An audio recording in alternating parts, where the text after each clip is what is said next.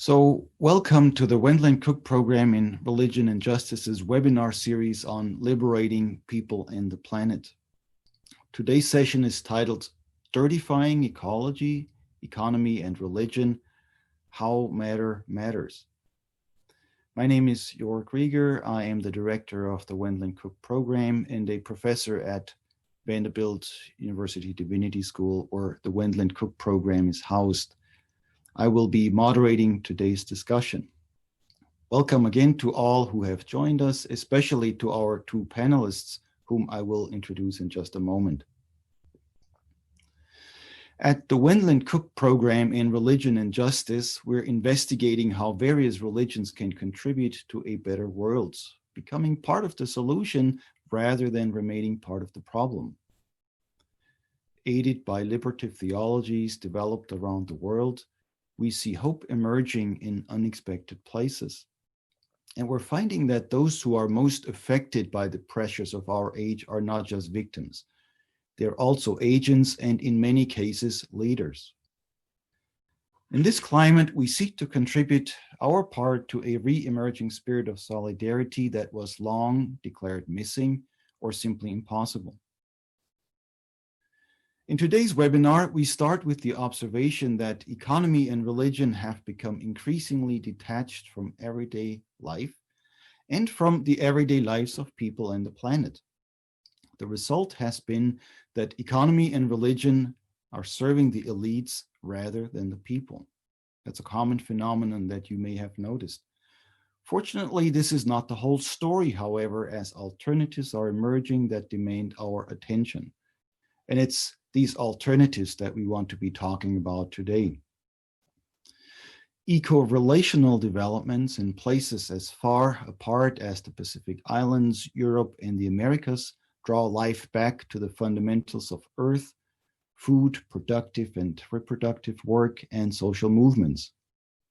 In this webinar, we will consider particular examples of much needed transformations of ecology, economy, and religion. Before we jump into the conversation, let me explain how audience participation will work. There will be a short Q&A section at the end around 2:45. And so we will be collecting your questions and comments throughout the session. So please feel free to post comments and questions in the Q&A at the bottom of your screen. You can write your questions, but you can also upvote and select questions of others that are of interest to you. This will give us an idea of what the questions are that are most favored and that we will have to be getting back to at the end of the session. For now, let me introduce our two panelists in alphabetical order. We have with us today Dr. Whitney Bauman, who is Associate Professor of Religious Studies at Florida International University in Miami. He is also the co-founder and co-director of Counterpoint, Navigating Knowledge, a nonprofit based in Berlin, Germany, that holds public discussions over social and ecological issues related to globalization and climate change. His areas of research interest fall under the theme of religion, science, and globalization. He is the recipient of a Fulbright Fellowship and a Humboldt Fellowship, Humboldt Fellowship, right, if you pronounce it in German. His publications include Religion and Ecology, Develop a Planetary Ethic, published in 2019, co-authored with Kevin, that's one book. The next book is co-authored with Kevin O'Brien, titled Environmental Ethics and Uncertainty, Tackling Wicked Problems, 2019. And he's currently working on a manuscript about the 19th century German romantic scientist Ernst Haeckel. Welcome, Whitney. It's great to have you with us. Thank you so much. It's great to be here. And normally you're coming to us from Germany, but today you're actually in the United States, so we have you a little bit closer. But our reach here in these webinars is always global and international. So from Europe all the way to the other side of the world, from Fiji comes to us our panelist, Dr. Upolu Vaai, who is a professor of theology and ethics, and he's also the principal of the Pacific Theological College in Suva, Fiji, which is an ecumenical institution that serves the Pacific Conferences of Churches. Upolu Vaai is a member of 8 international research organizations and journals, including the recently established advisory board of the Laudato Si Research Institute at the University of Oxford. His research interests are Trinity, eco-relational theologies, Pacific indigenous relational philosophies, rethinking development, and climate change. He's currently working on several book projects. One is titled Pacific Indigenous Relational Philosophies, Reframing the Story of Development Through Oceanic Wisdom. The other one is Methodist Revolutions, Evangelical Engagements of Church and World, which is co-edited actually with myself. Another one is Christianity in Oceania, co-edited with Kenneth Ross and Todd Johnson. Then there is Transformative Spiritualities for the Ecumenical Pilgrimage of Justice and Peace, co-edited with Fernando Enz. And last but not least, his monograph, Eco-relational Theology, A New Story for the Earth from a Pacific Perspective. Welcome. It's great to have you with us, Upolu, today. Yeah, thank you. Thank you very much. Let me mention also that Upolu is the person who coined this word dirtifying that we borrowed for our title today, and we're very excited to have this conversation that is beginning just now. So welcome again, everybody who's joining us for the webinar. Welcome to our 2 panelists. I want to ask 3 basic questions, and we'll have a conversation about each of them. The first one here is a staple in these Liberating People and the Planet webinars. We've been asking this on at every session, and here it goes. So what is it, in your perspective, from which people and the planet need to be liberated? We talk about liberating people and the planet. From what do we need to be liberated? Let me pose the question first to Upolu Vaai. Well, thanks, Joerg, for the question, and warm greetings to everyone listening and watching. There are a lot of things that people and planet need to be liberated from, especially if the world is able to come down to experience life in the dirt communities in the Pacific. See, the attractiveness of the neoliberal capitalist narrative is overwhelming because we are driven by the philosophy of growth based on a more is better economic paradigm measured by GDP. With its many benefits, it has also opened up a portal, in particular for the Pacific, and increased exploitation by extractive corporations in relation to land, and in particular deep sea mining. And the market push consumerism disguised in a form of blue economy. The language of blue fix, blue hope, and blue promise is becoming common in the Pacific, where the world is now moving into the bluest part of the planet, which is the Pacific, to find new ways of profit making. Because of the richness of Pacific Island mountains and rivers, this extractive economy has links to the violation of human rights in the region. If I would mention 2 examples, that is in relation to Tahiti, which is controlled by France, and West Papua by Indonesia, all for the purpose of extracting and controlling the resources. But most importantly, we need to be liberated from a pathological old narrative of oneification. This narrative has drawn us to think in terms of fixed categories to achieve one answer, one truth, and one destination. This compartmentalizing mindset, for example, has pushed us to define and prove whether God systematically fits into split categories or strands, if I would use the example of maths from the Pacific, such as priori or posteriori, objective or subjective, substance or relation, male or female, process or solitary, heaven or earth. In Christology, we are urged to prove whether Christ systematically fits into categories of either divinity or humanity, center or margin, history or faith. these categories, any of us tend to choose the more powerful categories such as male, objective, center, or divinity. The same categories apply when we talk about development. This super economy has for many years aimed at controlling the multiple economies of the dirt.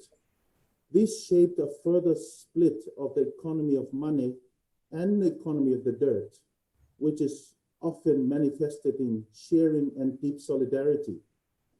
By promoting dirt-free theology to support an anti-dirt campaign, especially in relation to the doctrine of sin and the doctrine of God, dirt has deliberately been demonized and removed from God's life. This, I argue, became the justification for the split between economy of power and economy of sharing that often happen in the dirt communities daily. In the Pacific, all of life, all Pacific Earth terms such as ele, vanua, whenua, palapala, apa, or aina are synonyms of the dirt. They all touch on the dirt identity and economies of Pacific communities. Therefore, all grassroots activities and economies are somehow connected to the dirt, whether it's fishing, farming, or decision-making. Pacific daily life cannot escape connecting to the dirt. And that's what I mean by dirtified economies, because all of our economies in Pacific are connected to earth, which is dirt. Thank you. Thank you, Upolu. This is a great introduction to the title, Dirtifying Economy, Ecology, and Religion. And I think our listeners are already getting some idea. We'll talk more about that in just a minute.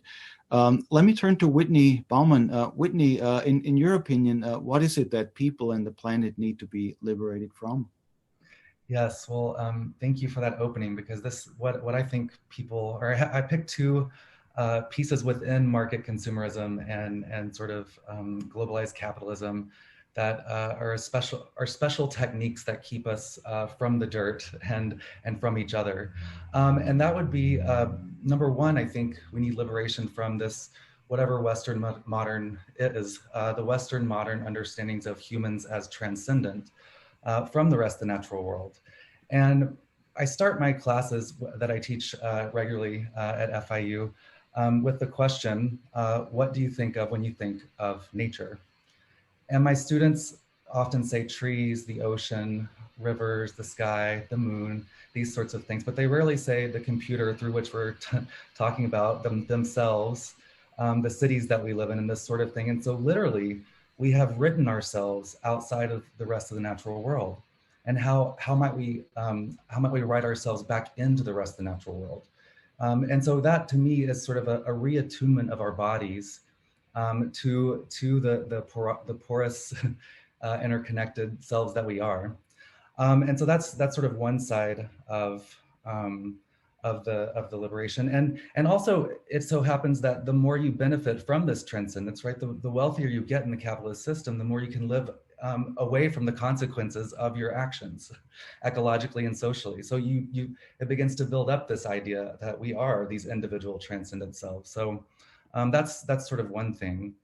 And the other is what some in the energy humanities are talking about as fossil fuel time, this sort of chronological fossil fuel time that literally is outstripping the carrying capacity of the planet and most of the bodies there, and even our human bodies, right? Before this sort of time of pandemic, I mean, I know I was flying all over the place, running myself ragged and this sort of thing, and now we've had to be still a little bit. So there's something about this fossil fuel time and sort of what this does to the planet and to human bodies that I think we need to be liberated from that amount of speed, because it's literally out of this world. Thank you so much. That really gets us going. I mean, we see that there are some serious problems, and they're not just limited to individual actors. Those are big global systemic problems.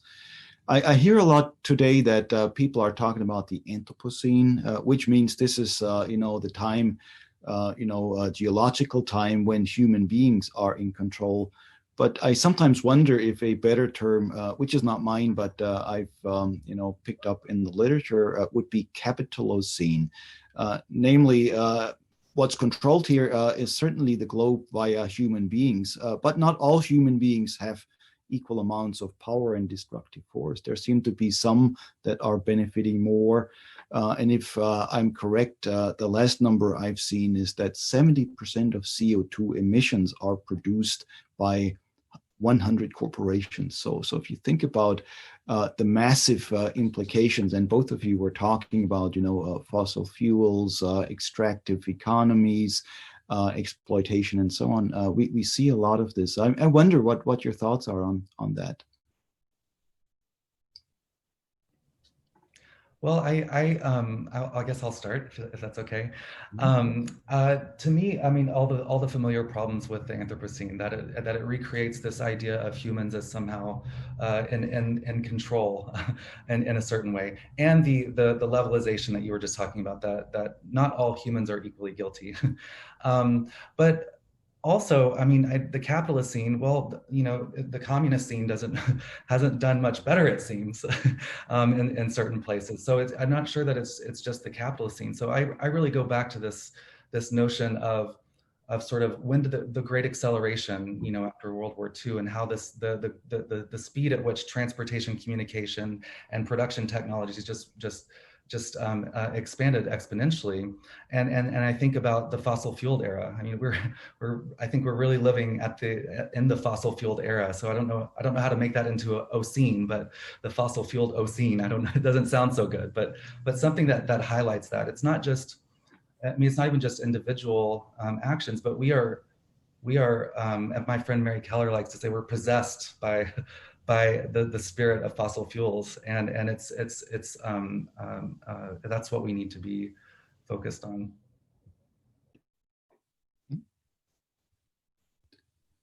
Upolu, what are your thoughts? Yeah, I think Joerg, you made a very good distinction there. I hear your distinction, but I think the issue for me is that it does not make a difference, since at the heart of the two narratives is the pathological old ideology of oneification. For colonization to function, a powerful narrative had to be created to justify the elevation of one life, which Whitney talks about, which is the human life, above all other eco-relational lives, or one culture, and let's say the capitalist culture, above grassroots economies, for example.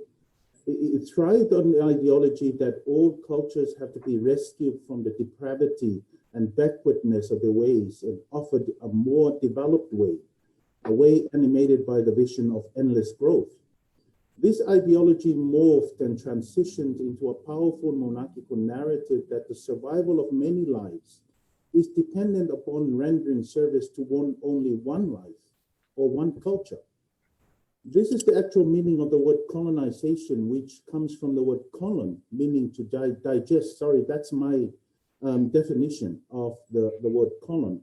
My ancestors used to warn us and warn their communities of their digestive attitudes in a saying that etele lava loto tai, I say ele mai lava ile mata ole vai. The downstream is large enough to bathe, but you also desire to seize its source. Like Cain in the Bible, who was given the gift of the firstborn, which normally comes with the gift of the land large enough for him and his family. But this digestive mindset curses up to us to ungift others by seizing the few wealth that belongs to them, even to the extent of spilling blood.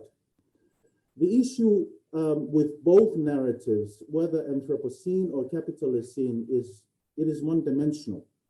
It defines ecology only as nature or environment. From an eco-relational perspective, ecology is not just nature. Ecology is a dimension of everything. All of life is ecological. The human being is ecological through and through. That is why many Polynesian societies, for example, have the sayings that the land is the people and the people is the land. The late poet from Teresia Tewawa from the Pacific said that we cry salt so that we know the ocean is in us. Economy is also ecological. And that is why most Pacific dirt communities still hold on to a different philosophy of growth, which is not about profit or gain or increase, but rather about less. So this paradox of less yet more highlights the fact that giving up something for the sake of the other or for the sake of the earth does not compromise growth, but the very thing that affirms it. Growth comes from having less. In other words, it doesn't matter whether we talk about Anthropocene or Capitalocene, as both are grounded in this ideology of oneification, where a center is created for the purpose of controlling economy and controlling others. So this directly leads to the second question. The first question, what is it that we have to be liberated from? And I think we got some ideas. What's important here to keep in mind as we go on is that, well, there's lots of things that we have to be liberated from, to be sure, but there are concentrations of power. There are certain mechanisms that keep us, in bondage, that exploit us, that extract, resources and so on. So it's not everything and everybody involved here, but certain problems. And if we look through the questions that are already coming in, people are aware that this is happening everywhere. It's not just a Western problem. It's happening in other countries. It's happening in various ways. There's some people benefiting more than others. I think we would agree on that. So the next question really now is about alternatives. So what are some of the alternatives that are emerging that would be addressing the problems that you have identified? And you've already sort of pointed in that direction, but let me specifically ask about eco-relational developments that are drawing life back to the fundamentals of earth, food, and productive and reproductive work. And maybe also as part of this question, how could religion be part of the solution? So I'm very curious to see what you're seeing. Where's the hope coming from? What are the alternatives? How do they shape up? And this time, let me start by posing the question to Whitney first. Great, thank you. It's a good question, and yes, I mean, I think again, going back to this notion of time, right, and the speed at which we live, all those practices that help us slow down to recognize our interrelatedness, I think, are essential, and they're more and more, and they're not just personal practices, but they're also connected with politics. So I mean, in religions, right, meditation, yoga, contemplate, there's tons of practices that are focused on slowing down, and recognizing fasting, for instance. But also you have huge during this sort of time of the pandemic, a huge sort of take back of the streets from bikers in a lot of places. This is happening, I know, in Germany, but I know in other places too. I mean, out in Berkeley, you have the take back the street, the biking, where the bikers actually take over the streets and block cars and all this sort of thing. So, but biking, right, and moving at a pace that is much more in tune with sort of planetary times, right?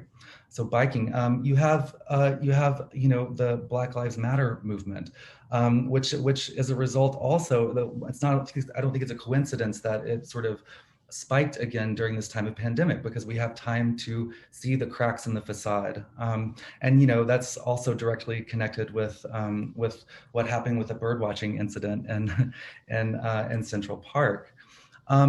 All of these things, from bird watching to bike riding to even some people are taking up baking, right? Baking can be an enormous political act, considering when you look at sort of how our foods are produced, where the grains come from, how the people are treated that work in the factories that produce these overproduced foods and this sort of thing. So for me, those types of movements, when they're connected with these larger political actions, I think are very important. And also, of course, people like Greta Thunberg and the Walkout Fridays that are happening all over Europe are a big sign of hope. And most recently for me as well is the intersectional environmentalist movement, which was started by a young African-American woman at the height of the Black Lives Matter protests earlier this summer. So these are some very, I think, promising signs of hope and change.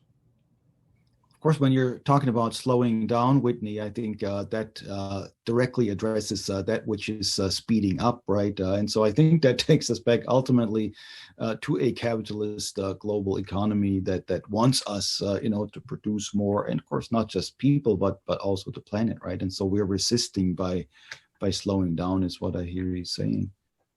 So. Yes. Thank you. Upolu, how would you talk about alternatives? And I know you've done a lot of work on eco-relational developments. Yes, I'll just give 3 examples in relation to what the Pacific churches are dealing with this, especially in terms of alternatives. In 2017, the Pacific Church Leaders Meeting under the Pacific Conference of Churches endorsed a new ecumenical vision that allows for the churches to go back to the idea of the household of God. This vision allows for the church to be more proactive and responsive to issues of justice and security in the region, especially in relation to development. The Pacific Church leaders proposed to move away from the unity in Christ narrative that has dominated Pacific Christianity for more than 50 years to the household of God that recenters life and well-being for the whole planet. This movement acknowledges our deep eco-relational connections to Earth, to grassroots communities, and how that eco-relational connection can reframe the way we talk about food security, human security, or Earth security.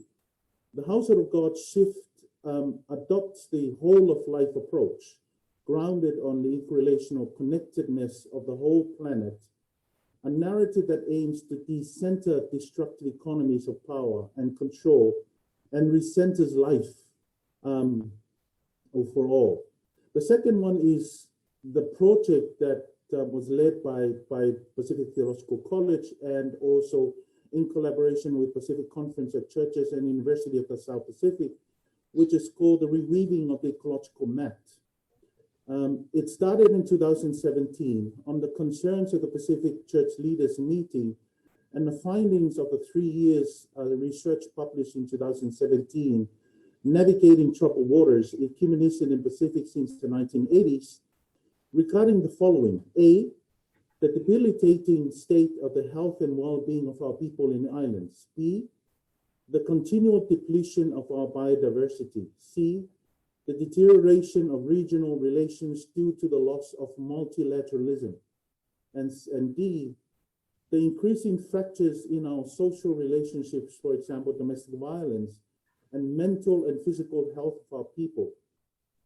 So recently the REM, or the Reweaving the Ecological Mat project, published 3 important works as alternatives to the capitalist economic framework and measurement. The first book is called the Reweaving the Ecological Mat framework, that provides an alternative framework rooted in the faith and cultural and ecological traditions of the Pacific Dirt communities. It challenges both the Capitalocene and Anthropocene to suggest a development framework that puts at its heart the well-being of our lands and oceans and peoples and the whole Pacific household. The second book is Ecological Economic Accounts Towards Intimate Values. This book offers a new proposal for an ecological approach towards accounting for development, and for that provides a new way for measuring our economy away from the failures of GDP. And the third book is from the Deep, Pacifica Voices from the New Deep, from the Deep, is one that suggests the visions of many from around the region of what the Pacific should look like in the future, a sustainable future that recenters life and well-being. So the REM and these three books offer an opportunity for the churches to contribute strategically to rethink our development strategy and chart a new and different economic trajectory and provide for the governments and their leaders sustainable, certified, resilient ways already lived and practiced in our island communities. And perhaps I just briefly go on a third one, is the 2050 Pacific Strategy. Just yesterday, I represented PTC and Pacific Conference of Churches and the University of South Pacific to present these three books that I mentioned from the REM project to the Pacific Island Forum Secretariat. This is the Pacific region's premier political and economic policy organization that governs most of the countries in the Pacific. The aim is for the government leaders to take up the proposals in the three publications into the 2050 strategy that they are now working on for the whole Pacific, a development strategy for the Pacific. So if we need to tackle economic and ecological issues, we need to work together collaboratively with local governments and grassroots communities. The aim is to decolonize this compartmentalized narrative where the church is seen as responsible for the Bible and governments for development policies. To do that, we need to be strategic of how the church voice finds its way into the halls of policy making and development agencies in order to shape the development narrative from a holistic, life-affirming perspective. Thank you. Yeah, thank you so much. There's a wealth of information here and so many things we could be talking about. But let me focus this a little bit more in terms of agency. So we're thinking about there are alternatives. I mean, we're all hopeful, right? We're not despairing, thinking there's nothing that can be done. But when you talk about the agents, who are the people who are, making these alternatives happening? I hear Upolu mentioned grassroots communities, various political bodies, ecclesial bodies. Whitney, you mentioned also grassroots people, common people in so many ways. These days in COVID, we talk about workers as essential workers. So there are some people who are essential agents for everybody's well-being. And then one step further, could we even think about the agency of not just people, but the planet, Earth itself? And I know Polo is oftentimes talking about, how the oceans are in their own ways, agents and the whole part of the world where you do your work. And then I know Whitney has some thoughts on that also. So can you say a bit more about agency and who are the agents that make you most hopeful here in the struggle?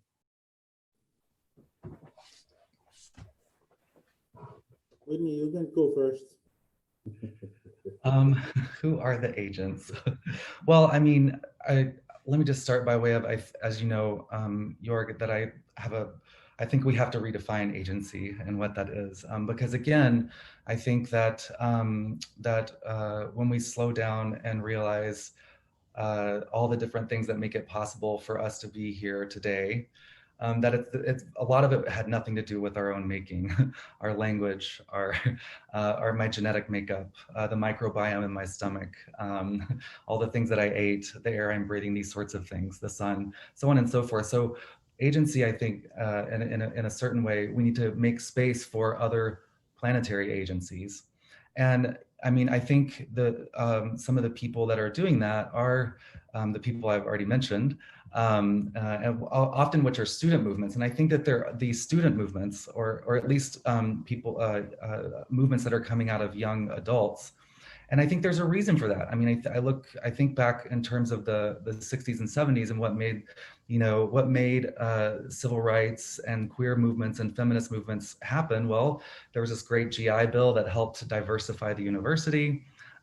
People didn't have these huge student loans, so that when you graduated, you had to go to work so you could pay your student loans and get health insurance. So there was a little bit of breathing space. And I think today, perhaps as in part as a result of some of the ways in which pandemic for non-essential workers has led to time to reflect and see some of these cracks and sort of say, this can't go on. And so I think, in a sense, I think agency comes from all different places, including the rest of the natural world. I mean, climate change, if nothing else, tells us that we are not the only agents of concern. So that would be a partial answer. Maybe I'll have something else after I hear thanks. what else is said. Yeah. Upolu. Yes, I mean that I've already given some of the reflected on and answered this in my previous talk that I just presented. But I think for here, perhaps I would need to re-envision the agency of people. We need to rethink work, for example. When we talk about work, we must not limit it to those who are employed with salaries by governments and organizations. We need to see work holistically by factoring in how the dirt communities and the grassroots communities think of work. They see unwaged activities and responsibilities such as fishing, planting, weaving, caring for the elders and families, food production, and so forth as work. Our understanding of work must not be limited to monetary framing. From the worldview of the dirt, work and responsibility for others and the planet cannot be separated. So there is a sense of vocation and mission in work. We don't just work for wage or for the sake of entitlements. We work to care for a life. And caring here is only possible when we are deeply connected and understand first what we are supposed to care for. And from an eco-relational perspective, we cannot deeply care if we exclude dirt or the earth.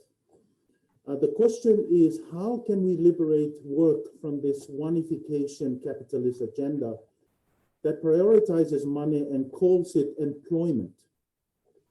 How can we introduce a whole of life understanding of work into workplaces and employment policies to challenge capitalism? A narrative that frames countries in the Pacific as poor and underdevelopment. There is no such thing as a poor country, and there's no such thing as underdeveloped country. There's only what I believe they are overexploited by this capitalist oneification of gender. Thank you.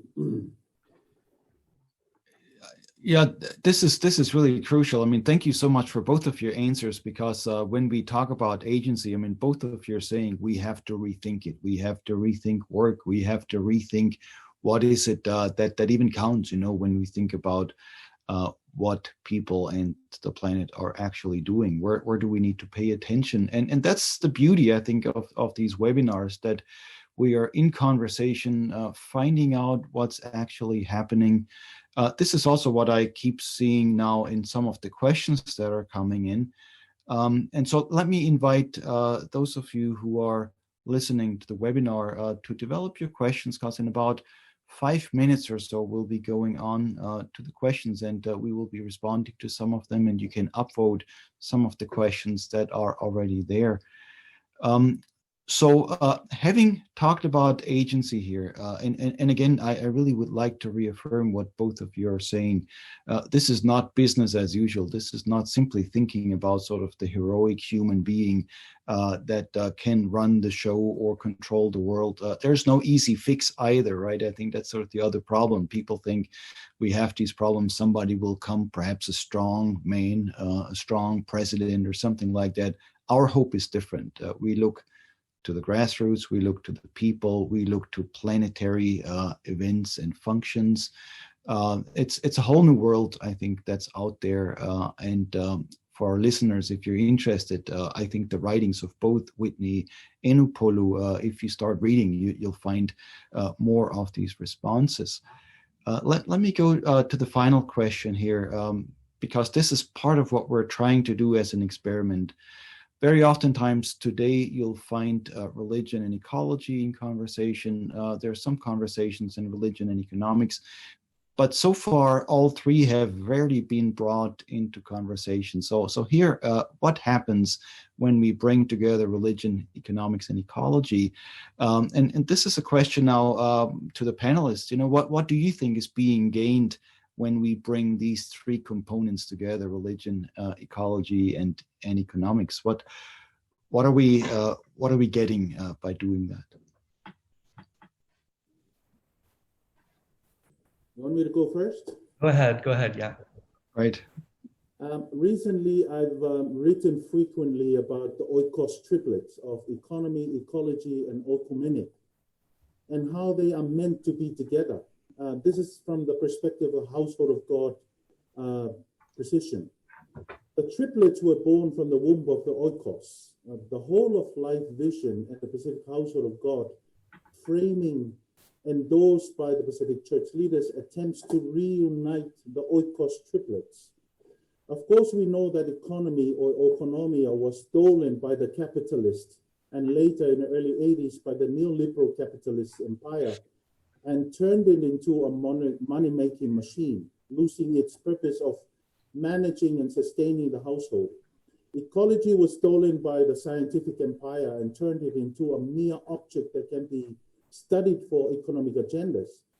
And then oikumene was stolen by the Christian empire and turned it into a religious agent that serves only human and ecclesial unity, severing its connection to economy and ecology.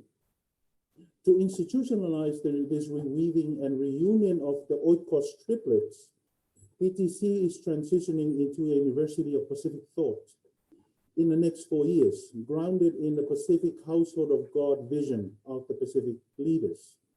The aim is to develop alternative research and thinking informed by the household whole of life vision to address policies and development issues in the Pacific and around the world. So the projected university reunites the oikos triplets of economy, ecology, and oikumene, or perhaps in your wording,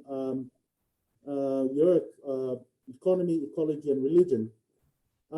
First is the School of Theology and Ecumenism, which is currently PTC, that focuses on a new ecumenical vision that is also ecological and economical, not just religious. Second is the School of Ecology and Sustainable Development that focuses on redefining economy and ecology from the household whole of life vision. And thirdly is the School of Pacific Philosophies that revisits the philosophical and ideological foundations of our development from the horizon of Pacific ecological and whole of life traditions. These foundations have and are still being controlled by Western philosophies.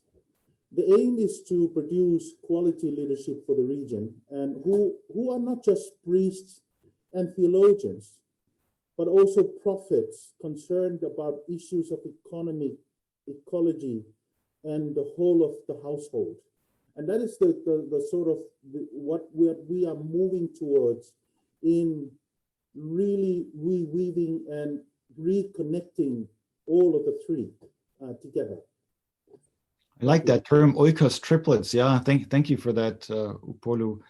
There's really something going on here that's not just two, but more than two, maybe three or even more. So thank you. Whitney, what are your thoughts about bringing these three together, religion, economics, and ecology? Yes, thank you. And similarly, I think it has to, given my agency in the Western Academy, what can I do? And I'm thinking about rethinking education as well. I'm fortunate enough to stand on the shoulders of some pretty big giants who've been thinking about this, that were mentors, such as Jay McDaniel, Sally McFaig, Doug Meeks, Rosemary Ruther, Marian Grau, Catherine Keller, Mary Wintuck, and John Graham. And of course, your work here also fits, Joerg, in terms of the stuff that's already been done, bringing these three together.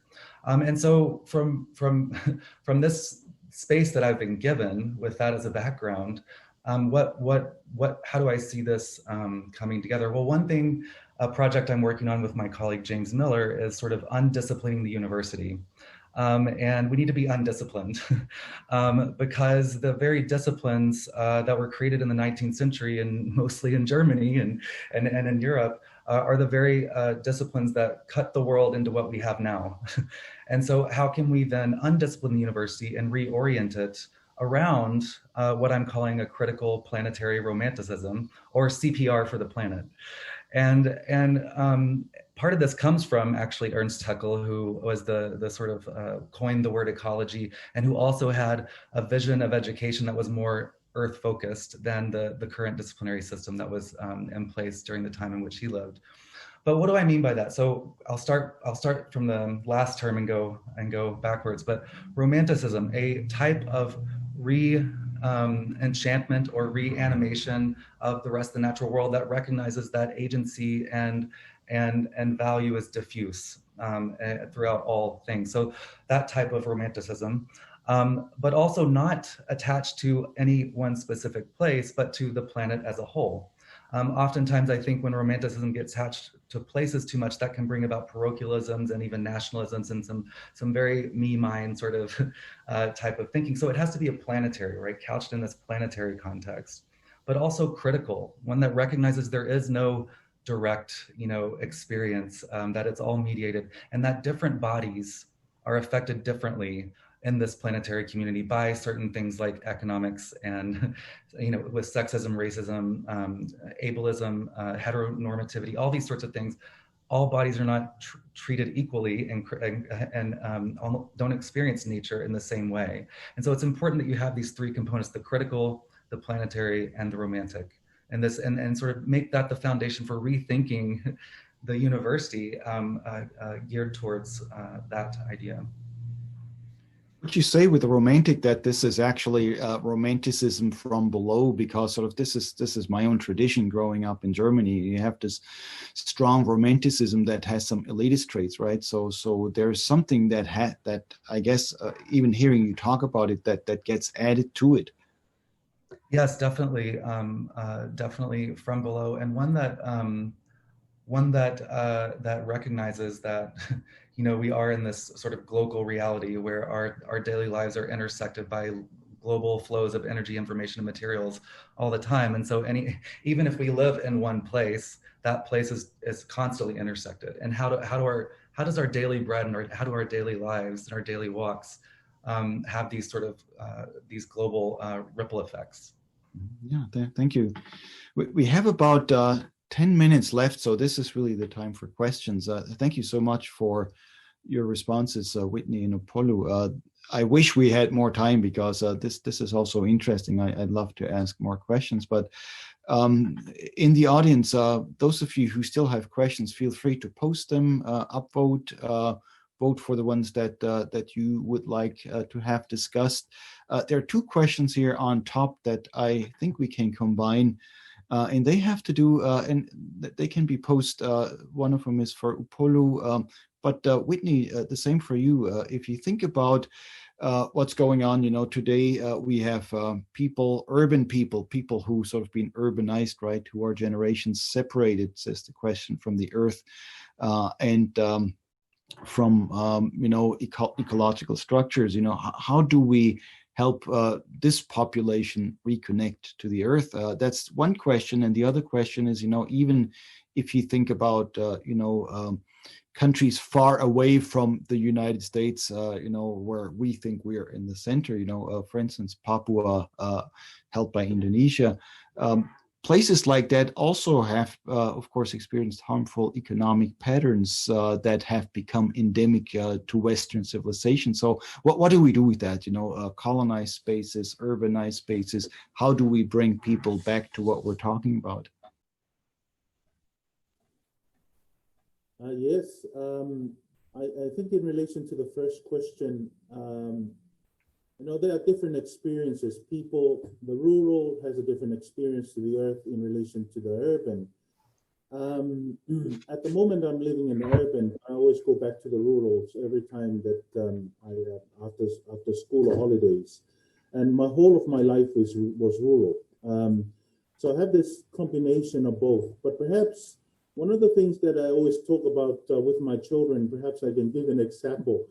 that I always talk about with my children is that sometimes that, for example, basic examples of having a dinner or meal at night in urban areas, do we even take the chance to ask where the fish comes from that is on our plate? Do we even get the chance to ask the questions, who provide those fish and which ocean and which communities that fish comes from? Because in the Pacific, for example, one of the huge issue is overfishing, especially the tuna industry. And this is a global market, and the fishing corporation is really coming back. And that's what I mean by the blue economy. And the world is moving into the bluest part of the world, which is the Pacific. So sometimes we need to ask questions. It's all about mindsets. It's all about how do we connect with the mind? How do we ask the question? How do we investigate things in relation to, does it affect the earth? So when I tell my children, do you know where this fish comes from? They don't know. They say, it comes from someone else's ocean and someone else's sweat and someone else's community, in which we never ask those questions because we don't want to look at the process of where this fish came from.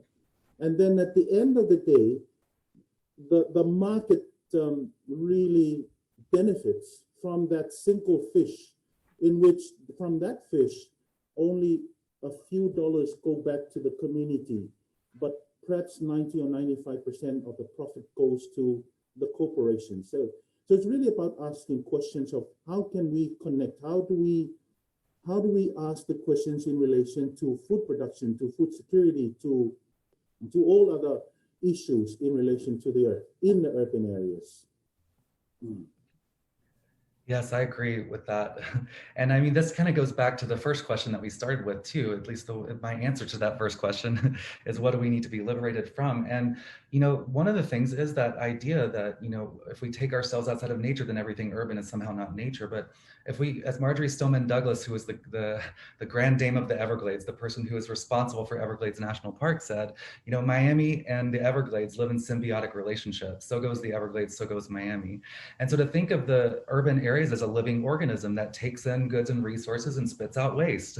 It's a living, breathing organism. And that's just sort of part of it. But also, then how do we redesign our urban areas to slow us down? More biking, more walking, less car traffic, right? More public transportation, urban gardens, you know, all these sorts of things. Urban environmentalism is you know, burgeoning and this sort of thing. So I think that there's some urban redesign that could help us recognize these connections that you were talking about, and also just the recognition of the city, the urban area, as this living organism that we're part of, a hyper object, if you will.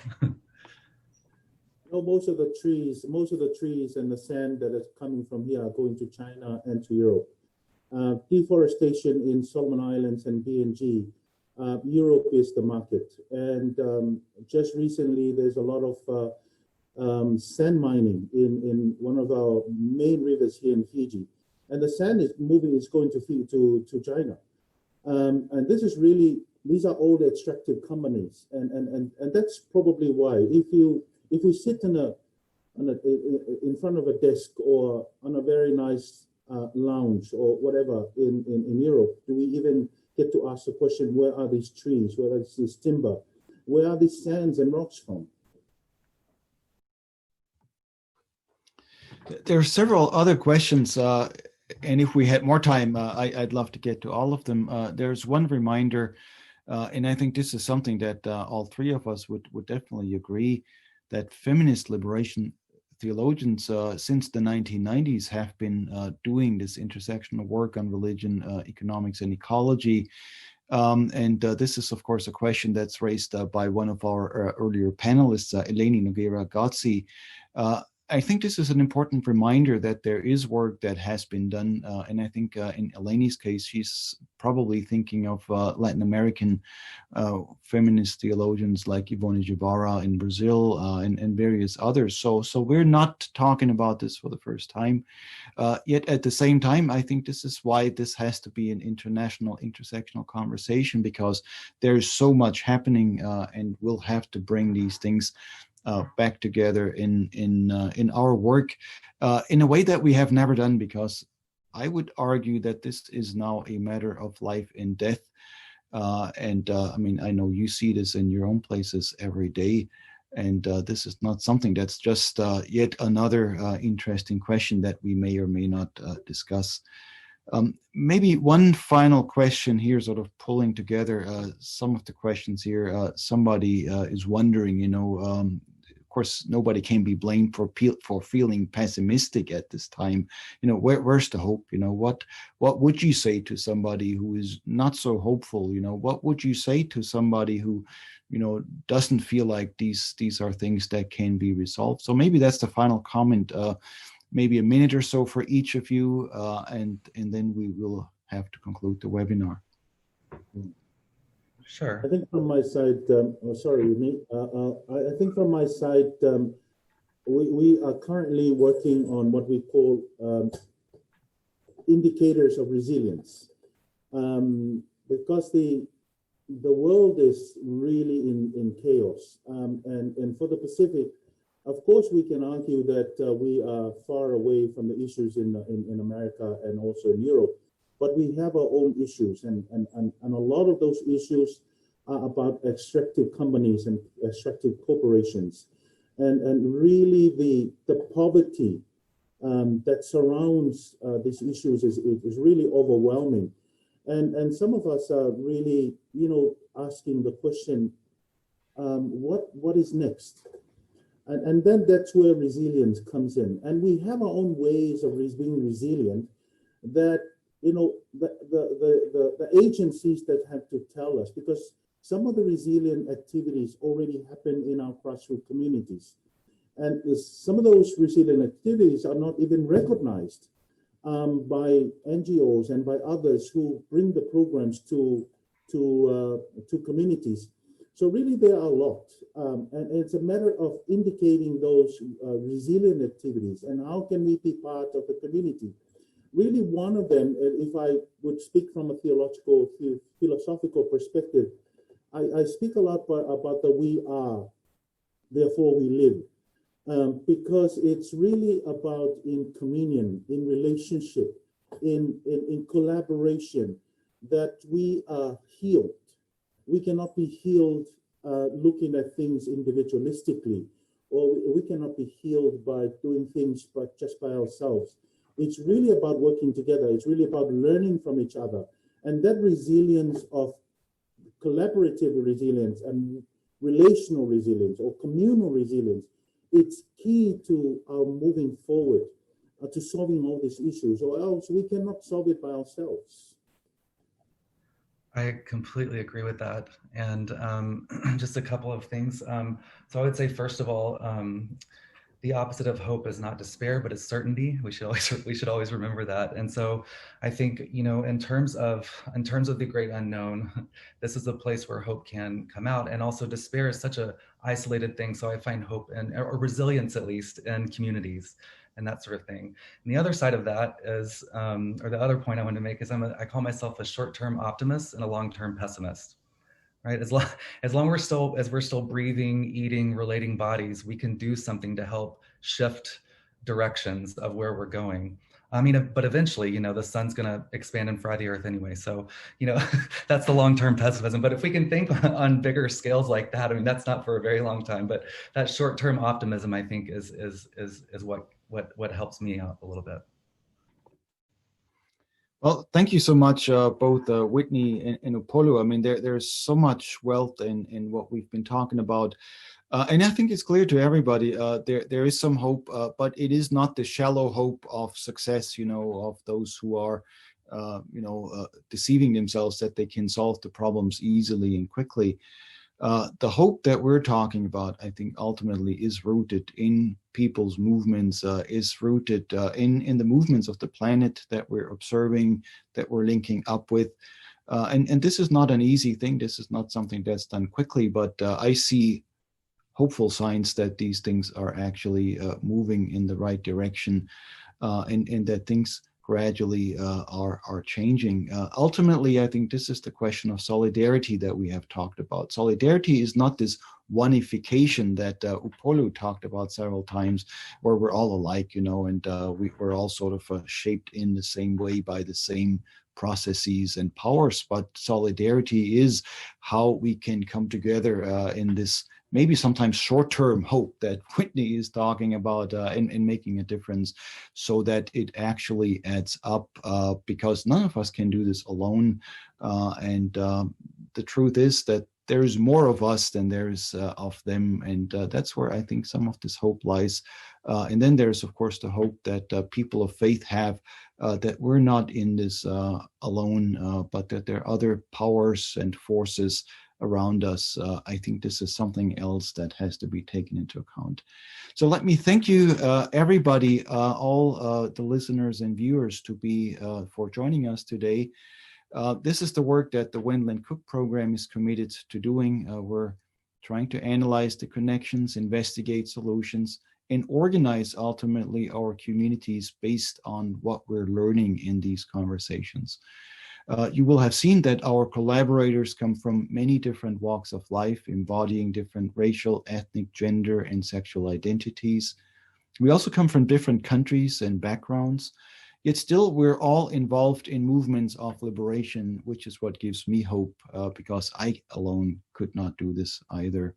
So our invitation then today at the end of this webinar is for you to join us, to help us understand better where we can join you, because we know that many of you are already doing many important things and the right things. And so we look forward to learning from you as well. In closing, there are several steps, next steps that you can take, and some of them will be posted or have already been posted in the chat. You'll also receive a follow-up email from us tomorrow. Let me advertise the final Wendland-Cook webinar for the year, which will be on the topic of religion and labor specifically. It's titled Shifting Power, the Working Majority Transforming Religion and Politics, taking place on November 19. Mind you, this is 2 weeks after the election, and we're assuming that we still have a lot of work to do at that point, and things may have to regroup. Hopefully, our hope will come through as well. We invite you to follow our blog series called Interventions. This is on our website, religionandjustice.org. This month, we're actually dealing with worker cooperatives and religion, which is closely related to that agency that we're talking about, and the reshaped agency as well. You can also sign up for Wendland-Cook's email list, and you can like us on Facebook. And please fill out the survey to give us feedback about today's webinar. We're constantly building. We're hoping to bring many of these things together. Eventually, the Liberating the People and the Planet webinars will be published in book form. So hopefully a year from now, you can also read up on some of the things that you were hearing today. So thank you again for joining us, and we're hoping to see you next time. Goodbye.